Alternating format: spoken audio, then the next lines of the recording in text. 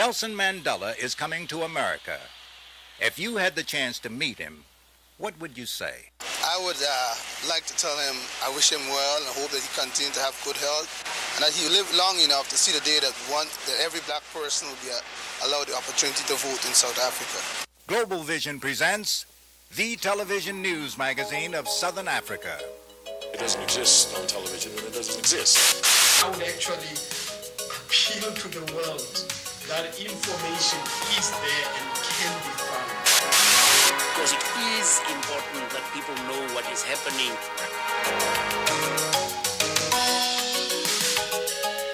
This week, South Africa Now presents these stories. After 4 years, de Klerk calls a partial end to the state of emergency.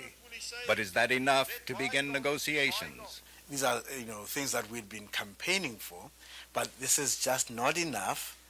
We need to see a little more movement on the part of the government.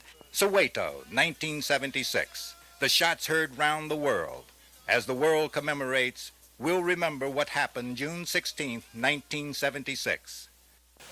I remember we reached Mafole Park in our thousands. And when we reached Mafole Park, then we were confronted by the police who started shooting tear gas canisters at us, though we were peaceful. And in our culture section, a new song. The first to go beyond anti-apartheid to sing about what many black South Africans want. The world premiere of Freedom Charter. Freedom Charter.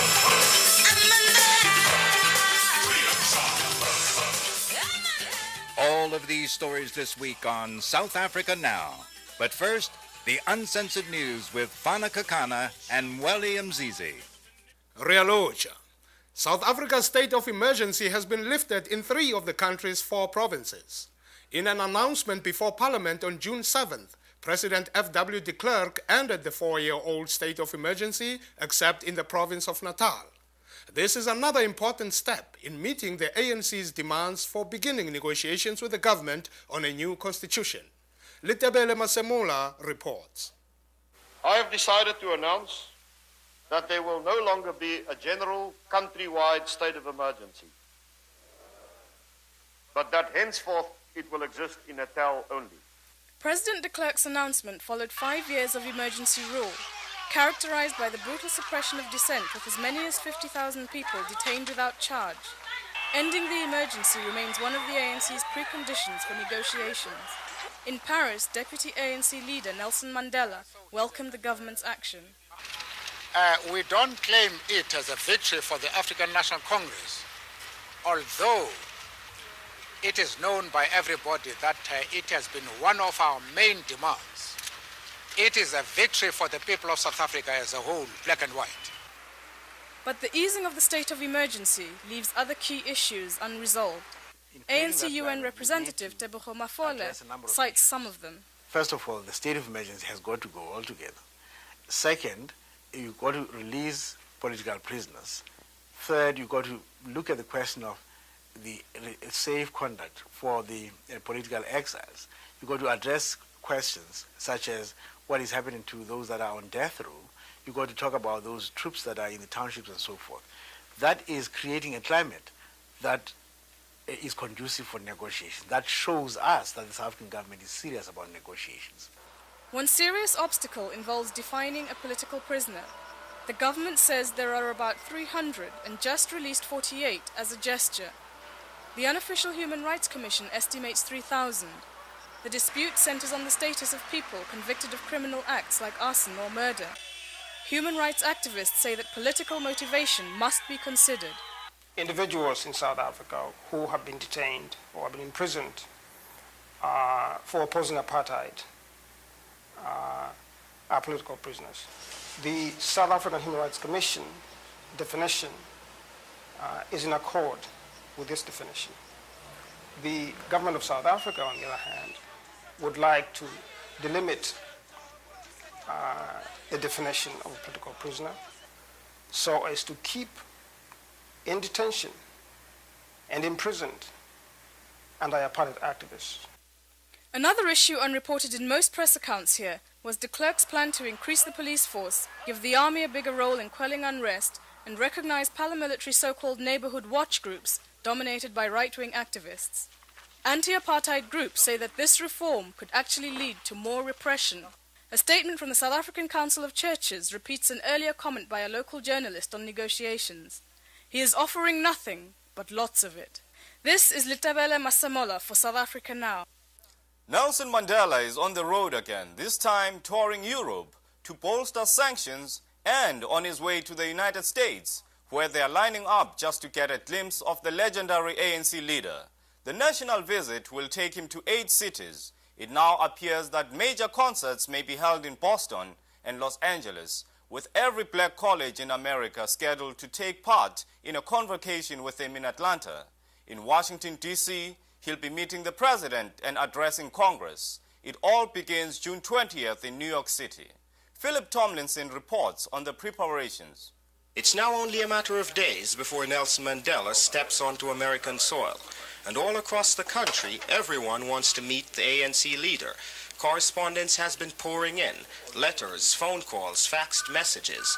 And one official who's been at the center of it all is union organizer Jim Bell, who works out of the office of the Nelson Mandela Reception Committee. Bell is in charge of plans for the historic Mandela Reception in New York and has a virtually impossible task of delivering the ANC leader to the hundreds of special interest groups and organizations who've kept his phone ringing off its hook. Hello? Well, with phone calls, we average anywhere from right now about 3 to 5 requests within a half hour. It's either, can Mr. Mandela come to my church? Can Mrs. Mandela come to my school? We received a note from a young girl, school child. She was age, I think she's about 6 or 7. She said, Mr. Mandela, while you were in New York, would you please stop by my school, P.S. so-and-so, in the Bronx? And she left the phone number of the school so that when he gets to New York, he should call her. But Bell says instead of bringing Mandela to the people, he'll bring the people to Mandela through a rally at Yankee Stadium on June 21st. How does Mr. Mandela greet all the people of New York? So we thought of an idea of using a stadium like Yankee Stadium that can accommodate large numbers of people, and also that he can make a speech, and a speech that would reach a great number of people. But the main event during Mandela's 3-day visit to the Big Apple will occur on June 20th, the day of his arrival, when a motorcade takes him through the streets of Brooklyn and up here through Wall Street to $1 million ticker tape parade, and then onto a reception at City Hall. There will be thousands of people holding signs that says divest now, free South Africa now, keep the pressure on. So we anticipate thousands and thousands of people in that Brooklyn route. And as we bring them to Lower Manhattan for a 12 noon ticker tape up Broadway, we anticipate an additional 1 million people along that route. But that's the scene on the street. Above the city, the top of the Empire State Building will light up with the colors of the African National Congress, showing the support of New Yorkers for the anti-apartheid movement and its legendary leader. For South Africa Now, this is Phillip Tomlinson reporting. One issue that threatened to mar Nelson Mandela's visit has been threats of protest from hardliners in the Jewish community, angered by the ANC leader's embrace of the PLO's Yasser Arafat. These pictures, shot last March at an airport welcome in Lusaka, Zambia, upset many supporters of Israel. Some threatened to lead protests. It became a page-one issue in New York with major headlines. To discuss the issue, a delegation of prominent Jewish leaders met with Mandela in Geneva, Switzerland, June 9th. His comments of support for Israel's right to exist apparently reassured them. Mr. Mandela stated categorically that he and the ANC recognized the legitimacy of Israel, recognized not only its de facto but its de jure existence, and indeed the only reason he hadn't made any kind of statement on the subject before is because he took that completely for granted. Now, unfortunately, this formal and rather cold statement didn't begin to convey the warmth of the 2.5-hour meetings that we spent with this extraordinary man. During the course of that meeting, he spoke extensively about his sympathy for and friendship and admiration for Israel's founders, particularly Golda Meir, whom he singled out as someone who spoke forthrightly against apartheid. He spoke movingly and at great length about Jewish colleagues who collaborated with him at the risk of their careers and their lives in the struggle against apartheid. The annual MIT commencement in Cambridge, Massachusetts, always a big occasion, added a new dimension this year with anti-apartheid activists protesting the university's refusal to divest from companies doing business in South Africa. Demonstrators wearing black outfits and sashes in the African National Congress colors marched in front of the graduating procession, carrying a black coffin to symbolize the victims of apartheid. The MIT Coalition Against Apartheid has been leading an active campaign for divestment, hosting debates and demonstrations.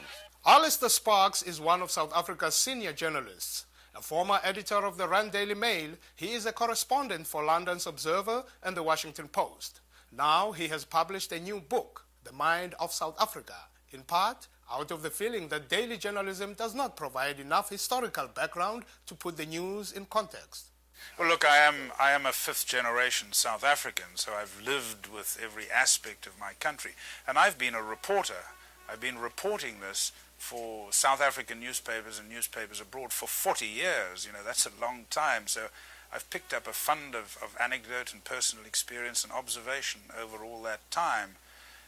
And then I did a great deal of research. I took nearly 2 years out to write the book, to research and write it.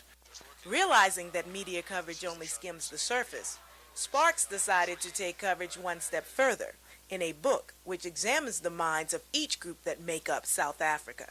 I've tried to trace the shaping of the mind of each of the groups, but obviously the major focus then falls on the Afrikaners who formed Afrikaner nationalism and ultimately devised the ideology of apartheid.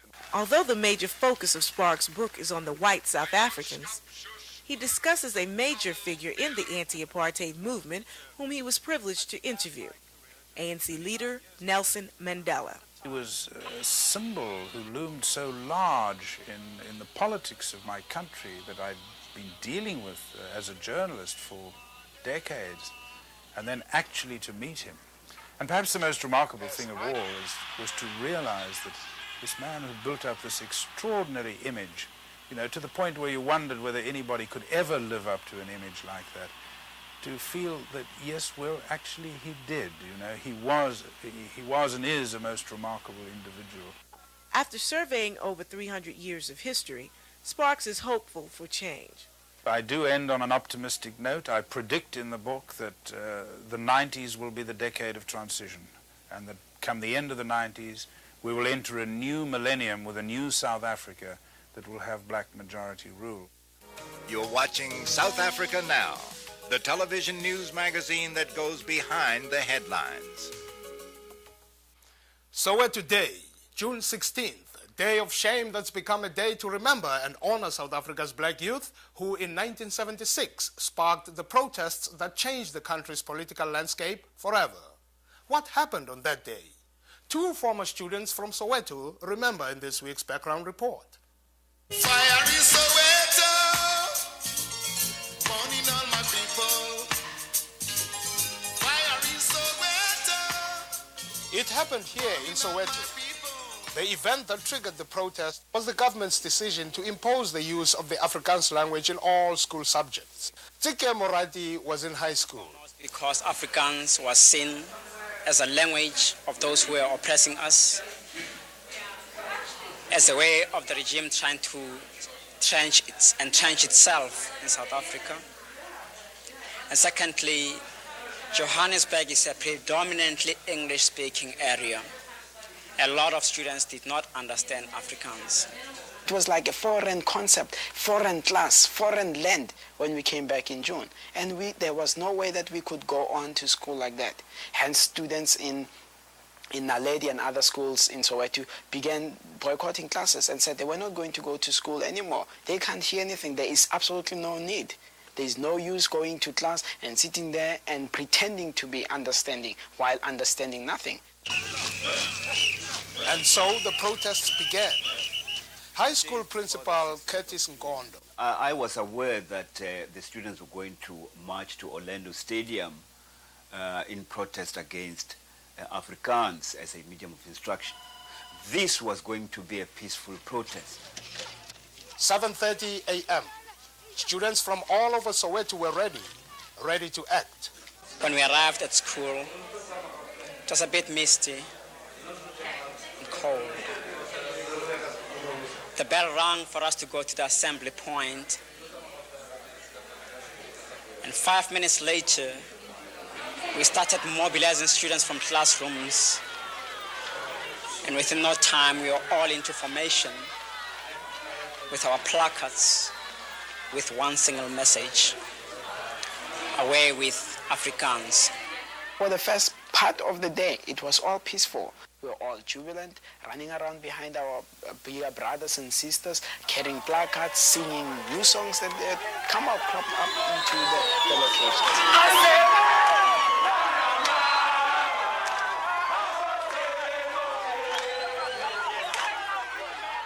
For some of us, it was the first time we were able to sing freedom songs. I remember we reached Mafole Park in our thousands. And when we reached Mafole Park, then we were confronted by the police who started shooting tear gas canisters at us, though we were peaceful. For the first time, we saw the army come into the locations. They were shooting from helicopters, from very huge trucks, which we did not even know, which were later called hippos, of course, and from vans, from private cars. They were just shooting from everything and from everywhere. And they were shooting at any crowd that they found. For that, those 3 days that followed by, it was called two is company, three is a crowd. If they found you three, they would shoot in the air, and if you started running, they would shoot at you. That was like my first time I heard of a bullet whizzing past me. Then the message reached us that Hector Peterson had been shot.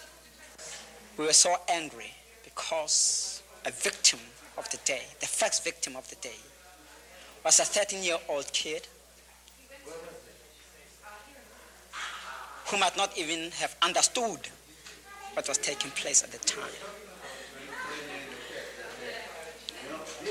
And it was at that point that we began to experience a change. From peaceful demonstration, the youth and students began to attack structures that represented the oppressive system of our country.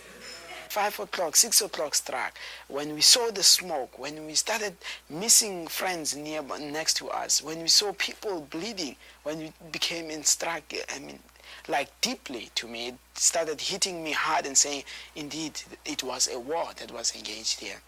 I remember around 7 o'clock, 8 o'clock in the evening, Soweto turned into a ball of fire. Everything, every structure that represented the government was set afire. There was fire everywhere.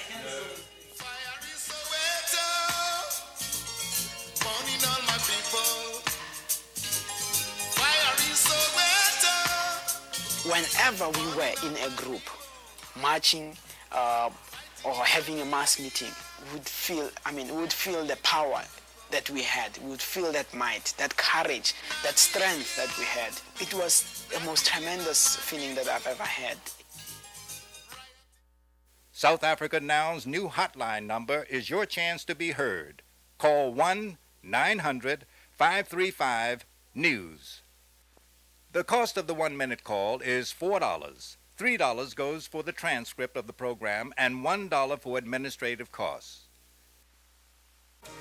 You're watching South Africa Now. Coming up next, our culture segment, featuring the best music, film, drama, and artistic expression from Southern Africa. And now, the world premiere of a new music video that is both a history lesson and a hot dance track. But this one goes beyond anti-apartheid to talk about the document that most black South Africans see as a blueprint for a new South Africa, the Freedom Charter. The song was written by an African-American, Michael Edward Stevens, produced and recorded in Australia with an all-star cast including Aboriginal singers, and completed here in the United States. Originally, we wanted to have it, release it when Mr. Mandela was incarcerated. After that, when he was released, and then we had to change a word around because we were saying release Nelson Mandela and those trapped in the cellar. And then we had to change the words after he was released to release those trapped in the cellar, just like Nelson Mandela. And then we wanted to have the clip available when Mr. Mandela and President de Klerk were having their talks, to hope that this song would, to assist in that effort. And we missed that one, and we said, no, we cannot miss Freedom Day, Soweto Day, and so we're here. I have cherished the ideal of a democratic and free society in which all persons live together in harmony and with equal opportunities. It is an ideal which I hope to live for and to achieve. But if needs be, it is an ideal for which I am prepared to die.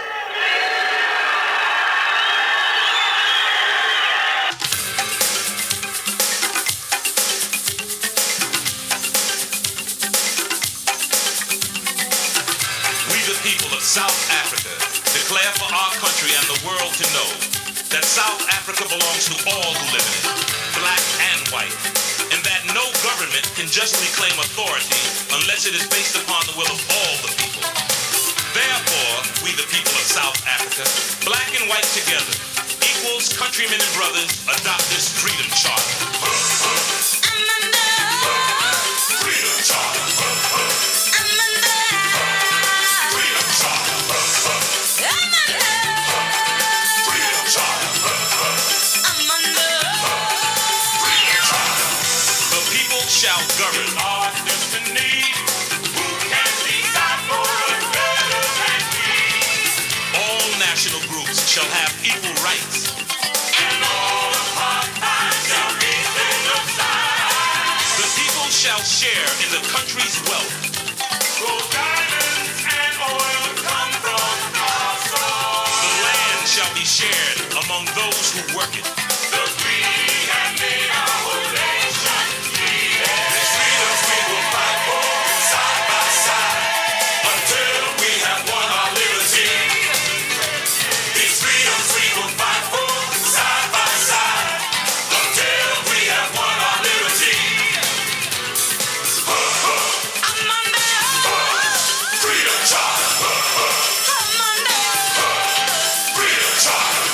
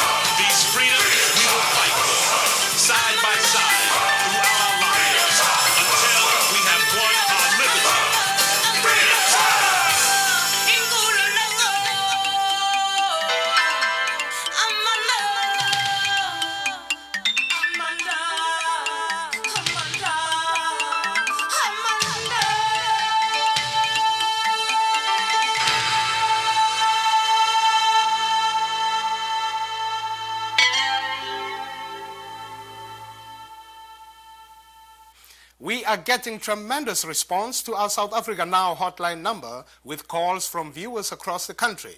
Here are some of the comments phoned in during the past week. Thank you very much for launching this opportunity for all freedom and human rights lovers to support ANC in these difficult times. I hope that no respecting freedom lover in America will contribute less than $5 a month. It's time we put our money where our mouths and emotions are. Sanctions in South Africa, are they good or bad? First of all, I believe they are bad because once the sanctions are in the country, that means they are putting out their businesses from South Africa. Right. This means that there's no more influence in the country itself. They cannot control the country inside it. And how is South Africa, or how is America supposed to control it? Just by putting out people and stopping work? That's unfair. I watched the night of June 4th. I like the music video. I love South African art. I am definitely for your cause. I wish I could comment specifically with enough time. Each week, we'll listen to comments and you may hear your message on next week's newscast. We'll print more as an appendix to the transcript for tonight's program. If you are interested in any of the issues we cover, send a self-addressed stamped envelope to South Africa Now, P.O. Box 1907, Canal Street Station, New York, New York 10013. South Africa Now is produced by Global Vision on a non-profit basis in association with the Africa Fund, a tax-exempt organization providing assistance and relief to victims of apartheid. Next week, a special edition of South Africa Now as we cover the arrival of Nelson Mandela to New York. On behalf of everyone on South Africa Now, I'm Fana Kekana. See you next week. Nelson Mandela, Free at Last, a South Africa Now PBS special, is available on home video for $14.95. Please send check or money order to Post Office Box 1907, Canal Street Station, New York, New York 10013. We the people of South Africa declare for our country and the world to